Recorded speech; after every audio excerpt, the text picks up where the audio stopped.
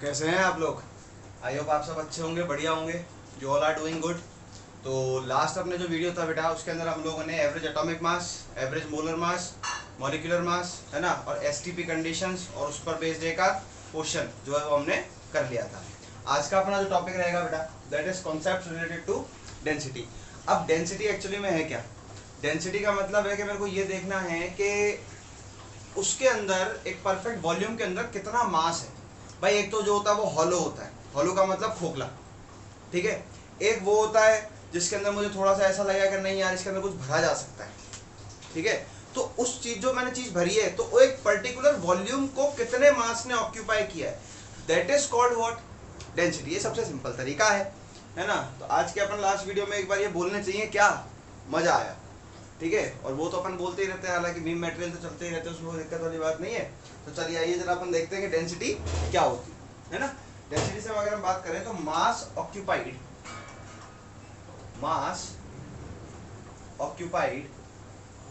by any substance per unit volume है ना, is called what? Density. That means मैं directly जो formula है वो लिख सकता हूं D is equals to M upon V। D is equals to what बेटा? M upon V, mass upon volume. बचपन से पढ़ते आ रहे हैं, इसमें तो कोई दिक्कत वाली बात है ही नहीं। अब अगर मैं यहाँ पर यूनिट की बात करूं तो यूनिट के मेरे पास दो क्राइटेरियाज हैं। एक तो है MKS बोले तो मीटर किलोग्राम सेकेंड, और दूसरा क्राइटेरिया मेरे पास है CGS, सेंटीमीटर ग्राम और सेकेंड। ऑलराइट। तो अगर MKS में मैं इसको देखूं तो MKS में इसकी यूनिट आती है kg पर मीटर क्यूब। ऑलवेज रिमेंबर कि वॉल्यूम लीटर से मेजर नहीं होता है हमारे पास। जब हम इन सिस्टम्स की बात करते हैं वो मीटर क्यूब से मेजर होता है, सेंटीमीटर क्यूब से मेजर होता है, डेसीमीटर क्यूब से मेजर होता है, और इनकी वैल्यूज थोड़ी अलग अलग होती है। अगर मैं CGS की बात कर रहा हूं तो आई विल से ग्राम पर centimetre cube. This will be the units for density. Alright, this will be the units for density. मैं समझता हूं इस चीज में किसी को कोई भी दिक्कत नहीं है। अब क्या ध्यान रखना है कि अगर कोई आपसे पूछ ले कि भैया 1 मीटर क्यूब में कितने लीटर होते हैं, तो आपको सीधा लिखना है 10 की पावर 3 लीटर। ऑलराइट। कोई आपसे पूछ ले 1 सेंटीमीटर क्यूब का क्या सिस्टम भैया, तो 1 centimetre cube is directly equals to 1 ml, यानी कि this unit can also be written as gram per ml। This unit can also be written as gram per ml। Alright. तो यहाँ तक कोई दिक्कत नहीं है। ये एक छोटा सा क्या है, हमारा कन्वर्जन है, सिंपल सी चीज है, बहुत ज्यादा हार्ड नहीं है। अब हुआ क्या कि डेंसिटी को दो टाइप दिए गए कि density is of two types. Density is of two types. Density जो है वो दो टाइप की बताई गई। सर कौन कौन से दो टाइप्स की बताई गई? सोचो जरा कौन कौन से हो सकते हैं। देखो, एक डेंसिटी जो होती है बेटा, दैट इज एब्सोल्यूट डेंसिटी। पहली डेंसिटी क्या होती है? Absolute density. ऑलराइट। तो फर्स्ट डेंसिटी है एब्सोल्यूट डेंसिटी, जिसको हम AD बोल सकते हैं। The second one is relative density. किसी का रिलेटिव निकाल दो, relative density. Now the point is कि रिलेटिव डेंसिटी है कि जब हम बात करेंगे तब करेंगे, हाल फिलहाल हमें बात कर रही है किसकी? एब्सोल्यूट डेंसिटी की। तो basically what is absolute density बेटा? कि it is same for solid, liquid and gas. सबसे पहले अगर मैं बात करूं किसकी, हैशटैग लगा देता हूं और बात कर रहा हूं मैं absolute density. I am talking about absolute density. तो अगर मैं एब्सोल्यूट डेंसिटी की बात कर रहा हूं तो ध्यान रखना कि it is same for solid, liquid and gas. चाहे मैं किसी के भी बारे में बात कर लूं, सॉलिड, लिक्विड या फिर गैस, ये तीनों के ही बारे में, तीनों के ही केस में क्या रहती है? सेम रहती है, कहीं बदलने वाली नहीं है बेटा, ठीक है ना। तो अगर ये बदलने वाली नहीं है, इसका मतलब मैं डायरेक्ट फॉर्मूला लगा सकता हूं इसके लिए। क्या लगा सकता हूं कि AD will be equals to mass upon volume. Units इसकी वही आएंगी, या तो kg पर मीटर क्यूब आ जाएगा, या फिर मैं कह दूंगा ग्राम पर centimetre cube. These will be the units and this will be the formula for the absolute density। यहां तक हमें कोई भी दिक्कत नहीं होनी चाहिए। अब इसके बाद अगर मैं देखूं तो सेकंड नंबर की जो मेरी डेंसिटी है that is relative density, that is what relative density. लेकिन उससे पहले एक बार आप इसको नोट कीजिए, फिर हम आगे कंटिन्यू करते हैं।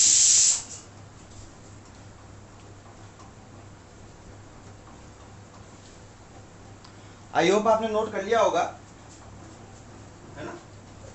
तो जब हमने नोट कर लिया है तो जरा हम देखते हैं अगला जो टॉपिक है हमारा।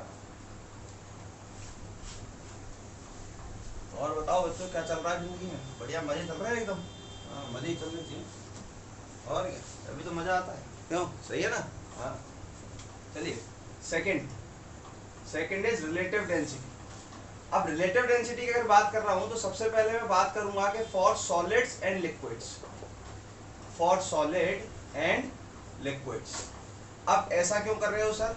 ऐसा मैं इसलिए कर रहा हूं बेटा कि सॉलिड लिक्विड में तो हम वाटर के रिलेटिव निकालते हैं अनलेस अदरवाइज मेंशन।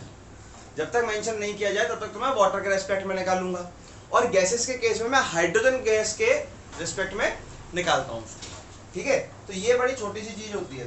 तो सुनना मेरी बात कि for solid and liquids, for solid and liquids relative density is taken, relative density is taken हाँ सेलेक्टिव टू सेलेक्टिव नहीं, relative to water at 4 degree Celsius unless otherwise mention, unless otherwise mention. जब तक कि कुछ अलग से mention नहीं किया जाए और किसी भी सॉलिड लिक्विड से लिक्विड में आपसे ये पूछी जाए कि what will be the relative density, तो आपको इसके रिलेटिव डेंसिटी निकाल देनी है। तो आपको किसके रिलेटिव डेंसिटी निकाल देनी है बेटा? ये वाटर वाला है ना, जो लिखा हो ना ये वाटर एट 4 डिग्री सेल्सियस, इसके रिलेटिव हमको डेंसिटी निकाल देनी है, ठीक है। तो इसी को हम क्या कहते हैं? इसका एक और नाम है, जब हम वाटर के रेस्पेक्ट में, वाटर के रिलेटिव में कोई डेंसिटी निकालते हैं तो उसको हम बोलते हैं specific gravity. It is known as specific gravity. आपने कई बार इस टर्म के बारे में सुना भी होगा कि स्पेसिफिक ग्रेविटी नाम की एक चीज होती है हमारे पास।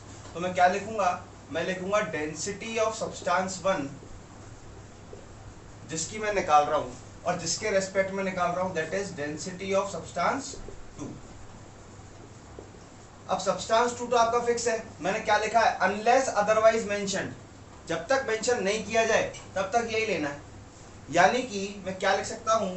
ये स्पेसिफिक ग्रेविटी कब कहलाएगा वो ध्यान रखना बेटा। ये स्पेसिफिक ग्रेविटी तब होगा, it is called the specific gravity when the substance number 2 is water at 4 degree Celsius. It is only then it will be called what? Specific gravity, and otherwise it will be called relative density as well. तो हमेशा इसको क्या कहेंगे हम? relative density बोलेंगे। अब इस point पर जो वाटर की डेंसिटी होती है वो क्या होती है? इस पॉइंट पर जो वाटर की डेंसिटी होती है that is 1 gram per ml। Density of water is 1 gram per ml। तो जाहिर सी बात है ऊपर भी ग्राम पर ml, नीचे भी ग्राम पर ml। पहली चीज तो यहाँ जो क्राइटेरिया आने वाला है वो यूनिटलेस आने वाला है। क्राइटेरिया कैसा आने वाला है बेटा? यहाँ पर यूनिटलेस आने वाला है, पहली चीज। ऑलराइट, रिलेटिव क्वांटिटी चाहे कोई भी हो वो हमेशा क्या होती है? यूनिटलेस होती है। सर बहुत अच्छी बात है। अच्छा सर और दूसरी बात सुन कि क्योंकि इसकी वैल्यू 1 है तो 1 से तुम किसी भी चीज को डिवाइड कर लो वही वैल्यू आ जाएगी। तो इसलिए स्पेसिफिक ग्रेविटी हो, रिलेटिव डेंसिटी हो, इनका मैग्नीट्यूड कहीं बदलता नहीं है, है ना। क्योंकि डिवाइडेड बाय अगर 1 करोगे तो जाहिर सी बात है, डिवाइड बाय 1 करने का क्या मतलब है? डिवाइड बाय 1 करने का मतलब ही है हमारे पास, राइट? Getting my point? तो मैग्नीट्यूड या वैल्यू वही आ जाएगी मेरे पास जो है, ठीक है। बी पॉइंट जो होता है वो होता है फॉर गैसेस, फॉर गैसेस। अब आप समझिएगा कि for gases relative density is taken relative to H2 gas, relative to H2 gas unless otherwise mentioned,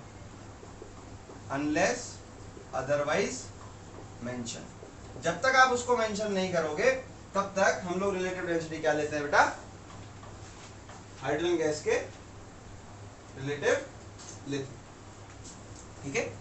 eight same pressure and temperature, at same pressure and temperature, temperature और pressure जो एक gas के हैं वो ही दूसरी वाली के होने चाहिए, वही किसके होने चाहिए, दूसरी वाली के होने चाहिए। अब ऐसे केस में हमेशा ध्यान रखना बेटा कि जब हम गैस के केस की बात करेंगे तो गैस के केस में रिलेटिव डेंसिटी को कहा जाता है वेपर डेंसिटी। रिलेटिव डेंसिटी को क्या कहा जाता है बेटा, वेपर डेंसिटी। बहुत इंपॉर्टेंट चीज है ये, पता ही नहीं होता कई बार तो एक्चुअली हम करना क्या चाहते हैं। तो basically we want to calculate the vapour density of the gas, alright. तो वेपर डेंसिटी, अब देखो अगर कोई कह दे कि वेपर डेंसिटी निकालनी है तो समझ जाओ कि वेपर डेंसिटी का मतलब है कि ये जो क्राइटेरिया है वो कैसा है, यूनिटलेस है। ये जो क्राइटेरिया है वो कैसा है बेटा, यूनिटलेस है। यहीं पे इस चीज को देख करके हमको समझ जाना है, बिल्कुल भी ऐसा नहीं सोचना है कि यार ये क्या हुआ कैसे नहीं हुआ। जब सॉलिड लिक्विड के केस में बात करेंगे और सब्सटेंस नंबर 2 वाटर है तो it will be called what, specific gravity, ठीक है। जब हम गैस के बारे में बात करेंगे और हाइड्रोजन गैस के रिलेटिव हम निकाल रहे हैं तो it will be called what, vapour density. Simple चीज है, कोई हार्ड नहीं है, बिल्कुल आसान है एकदम, ठीक है। अब अगर हम देखें सिंपल सी चीज है, जरा गौर करना। फॉर्मूला अगर मैं लिखूं वेपर डेंसिटी का तो क्या लिखूंगा, फॉर्मूला अगर मुझे लिखना है वेपर डेंसिटी का तो मैं क्या लिखूंगा, मैं लिखूंगा density of gas 1, density of gas 1 at any pressure and temperature, at any pressure और टेम्परेचर। पहली गैस किसी भी प्रेशर टेम्परेचर पे हो सकती है, लेकिन जो दूसरे की मैं डेंसिटी निकाल रहा हूं, जो डेंसिटी ऑफ गैस 2 में निकाल रहा हूं वो ऊपर वाले के जैसे ही सेम प्रेशर और टेम्परेचर पे होना चाहिए, वो ऊपर वाले के जैसे ही सेम प्रेशर और टेम्परेचर पे बेटा होना चाहिए। अगर वो नहीं होगा तो फिर उसके अंदर कोई ना कोई डिस्क्रिपेंसी आएगी। याद करो एसटीपी कंडीशंस बताई है मैंने, है ना। तो अगर ये चेंज हुआ तो गैस भी अपनी चीजों को चेंज करेगी। मान लो आपने प्रेशर को तो बढ़ा दिया और टेम्परेचर को कम कर दिया तो गैस जो है वो कंडेंस होना शुरू हो जाएगी, तो इसका मतलब गड़बड़ हो जाएगा मामला। तो जिस प्रेशर टेम्परेचर पे इसको ले रहे हैं उसी पे इसको लेना पड़ेगा। प्रेशर टेम्परेचर की कंडीशन में बदलाव नहीं आना चाहिए। बताइए यहां तक कोई भी दिक्कत है क्या हमें? आई होप दिक्कत नहीं होगी। फिर भी अगर कोई दिक्कत हो तो you can tell me in the comment section, okay ना। आप मुझे कमेंट सेक्शन में बता सकते हैं, I will answer to you, alright. तो एक बार जरा देखिए, इसको नोट कीजिए, फिर हम थोड़ा सा आगे बढ़ते हैं।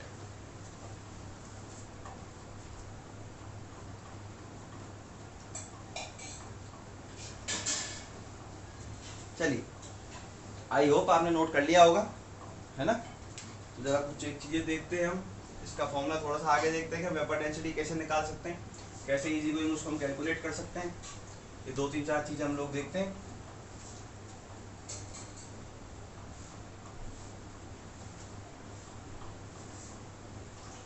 ये 2-3-4 चीजें हम लोग जरा देखते हैं।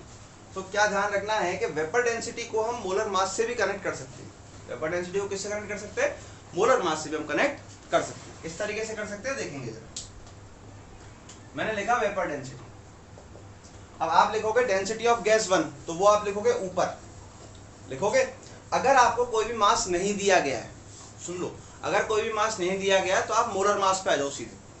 डेंसिटी निकालनी है, वॉल्यूम पता है, अब आपको कोई भी मास नहीं दिया गया तो आप उसी जगह क्या पुट कर दो, मोलर मास को पुट कर दो। तो अब क्या लिखोगे, m/v। क्या लिखोगे, m/v पहले वाले के लिए, जो डेंसिटी ऑफ गैस 1 हम कह रहे हैं उसके लिए। तो m1 और v1। अब आप सोचो सेम प्रेशर है, सेम टेम्परेचर है, सेम सब कुछ है, डेंसिटी सेम होने के लिए मेरा ये वॉल्यूम सेम होना चाहिए, क्योंकि मैं उसी वॉल्यूम के अंदर तो निकालूंगा, तो बार बार वॉल्यूम को थोड़ा बदलता रहूंगा। अगर मेरा प्रेशर टेम्परेचर सेम है तो बार बार वॉल्यूम को थोड़ा बदलता रहूंगा, या फिर मैं एक कंडीशन पे फिक्स करूंगा, क्योंकि मुझे अगर फॉर्मूला डराइव करना है तो मेरे पास कंडीशन फिक्स होनी चाहिए। ऐसा तो हो ही नहीं सकता कि मैं कभी भी कोई भी फॉर्मूला लगा रहा हूँ सीधा अपने मन मर्जी से कुछ भी कर रहा हूँ, ये तो हो ही नहीं सकता है। तो डिवाइडेड बाय m2/v2।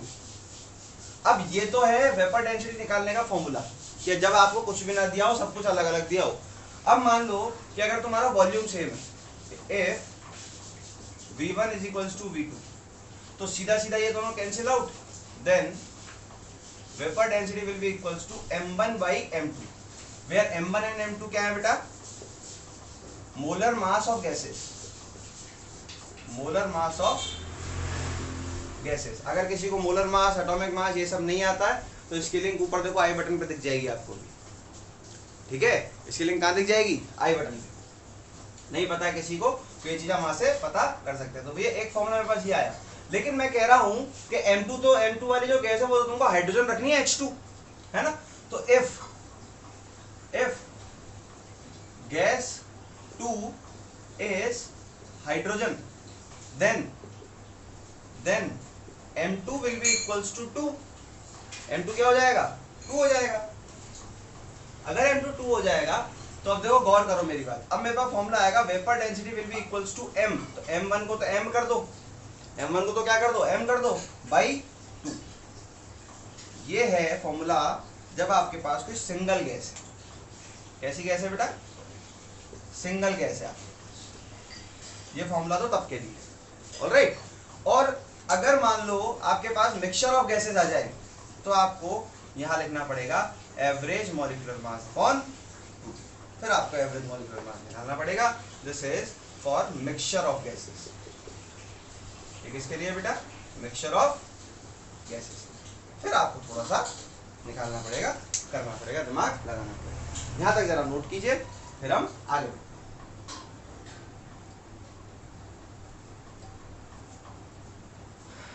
नोट कर लीजिए जरा इसको।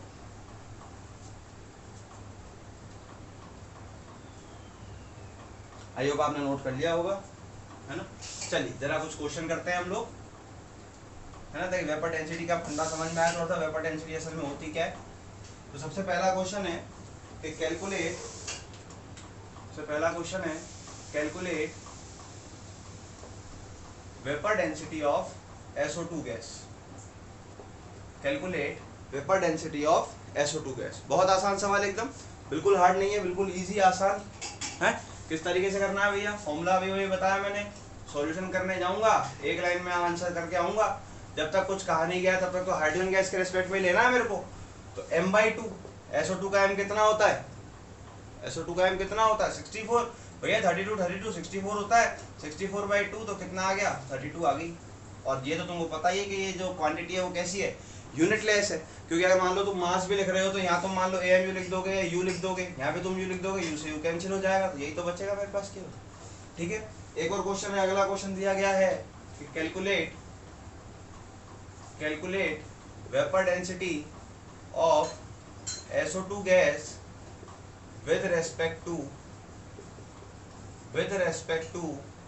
CH4 methane, with respect to methane. तो अगर इसका सॉल्यूशन मैं करना चाहूँ तो देखिए इधर दिमाग लगा करिए, देखिए कैसे करेंगे आप लोग। पॉज करके करिए जरा,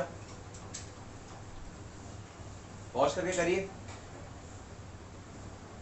आई होप आपने किया होगा। देखिए जरा किस तरीके से करना चाहिए कि vapour density is equals to, अगर अलग गैस आ गई तो मेरे पास फॉर्मूला है m1/m2। m1 की जो वैल्यू है दैट इज व्हाट 64, m2 की जो वैल्यू है दैट इज 16, ठीक है। ये हो गए कैंसिल आउट, कितना आ गया 4। ये लीजिए साहब, vapour density will B 4 for this. इस कंसेप्ट से कई बार क्वेश्चन जेईई में पूछ लिया गया है। इस कंसेप्ट से वेपर डेंसिटी दे देगा, मास पूछ लेगा, मास दे देगा, वेपर डेंसिटी पूछ लेगा। तुम सोचोगे दूर दूर तक कोई रिलेशन ही नहीं है इन दोनों का, तो निकालू कैसे। You will think that there is no relation between these two, निकालू कैसे। तो इस चीज के लिए, ठीक है ना, इस चीज के लिए हमारे पास अब एक क्वेश्चन है मेरा, छोटा सा क्वेश्चन है, जरा देखो अगर मिक्सचर ऑफ गैसेस आपको दे दिया जाए तो आप किस तरीके से निकालेंगे, है ना। तो एक क्वेश्चन जरा है छोटा सा कि calculate vapour density of a sample,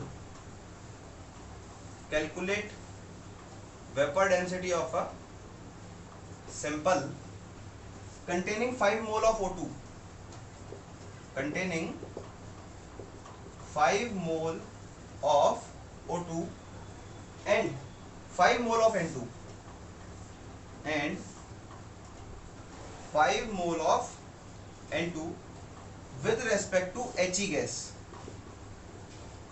with respect to helium gas। अब यहाँ पर आपको क्या करना है बेटा, मिक्सचर ऑफ गैसेस दे दिया गया है। तो लास्ट वाले वीडियो में आपको ध्यान होगा मैंने एवरेज मॉलिक्यूलर मास निकालना आपको सिखाया था। टोटल मास ऊपर लिखते हैं, टोटल मोल्स नीचे लिखते हैं और सॉल्व करते हैं। तो सेम पैटर्न पे हम इसको भी सॉल्व करेंगे। तो सबसे पहला काम है कि मेरे को एवरेज मॉलिक्यूलर मास निकालना पड़ेगा यार। क्या निकालना पड़ेगा? Average molecular mass. तो बेटा 5 मोल्स मुझे दिए हुए हैं, मल्टीप्लाई उसका मोलर मास कितना है 32, प्लस मेरे को यहाँ पर 5 मोल दिए हुए हैं फिर से नाइट्रोजन के, मास कितना है 28, डिवाइडेड बाय टोटल मोल्स कितने हैं 5 + 5। यही किया था हमने, मल्टीप्लाई कर लो जरा। ये हो गया 160 है, प्लस ये हो गया आपका 140, डिवाइड बाय कितना 10। अरे गलत तो नहीं कर रहा हूँ? गलत तो नहीं कर रहा हूँ? बताओ। तो ये कितना आ गया आपका 300 आ गया, 300/10, तो ये आ गया 30। तो average molar mass is 30।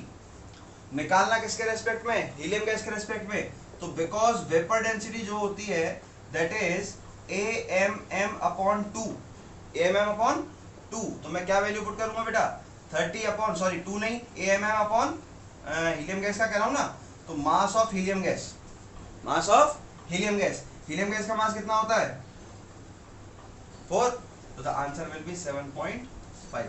So therefore vapor density of the mixture is equals to 7.5। ये लीजिए, ये हमारा आंसर आ गया है। अगर नोट नहीं किया है तो नोट कीजिए जरा इसको। आई होप आपने कर लिया होगा, मैंने उसको साफ कर दिया थोड़ा सा। अब हमारा जो अगला क्वेश्चन है बहुत सिंपल सा क्वेश्चन है, बहुत आसान सा क्वेश्चन है। क्वेश्चन ये दिया गया है आपको कि 16 gram of an unknown gas, 16 gram of an unknown gas occupies 5.6 liter at STP, occupies 5.6 liter at STP। अब आपसे जो क्वेश्चन है वो है कि calculate vapour density of the gas,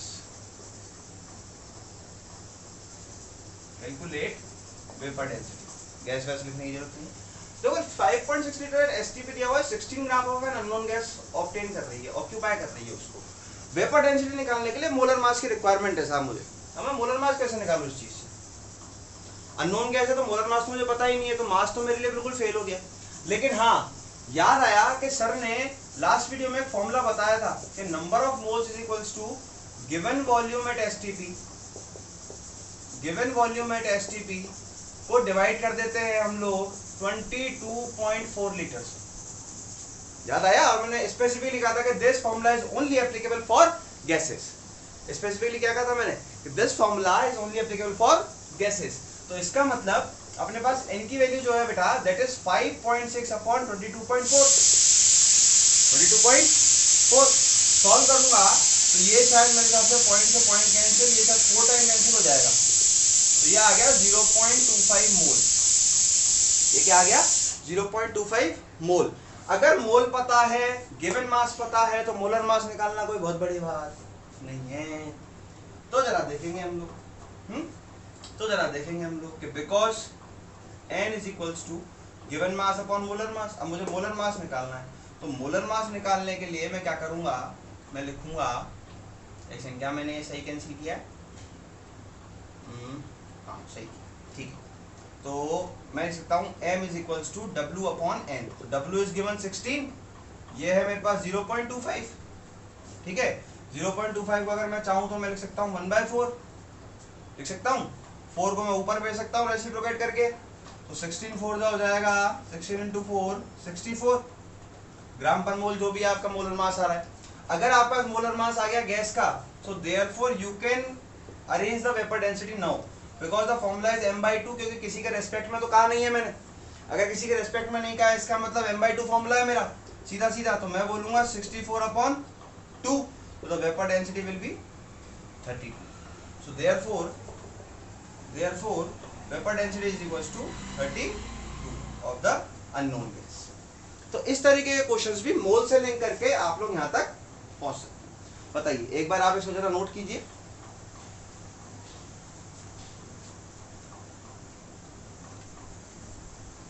I hope आपने नोट कर लिया होगा। तो ये हमारा जो पूरा प्रोसेस था बेटा, ये डेंसिटी से रिलेटेड कंसेप्ट्स का हमारा ये वीडियो रहा, टॉपिक रहा, हमारा लेक्चर रहा, ठीक है। नेक्स्ट वाले वीडियो के अंदर हम लोग डिटर्मिनेशन ऑफ परसेंटेज और उसके साथ में एम्पेरिकल फॉर्मूला और मॉलिक्यूलर फॉर्मूला क्या होते हैं और किस तरीके से उनकी कैलकुलेशन होती है, हम इस चीज के बारे में सीखेंगे। आफ्टर दैट एक बहुत इंपॉर्टेंट टॉपिक जो 12th क्लास में भी आपके बहुत काम आने वाला है, दैट इज कॉन्सेंट्रेशन टर्म्स।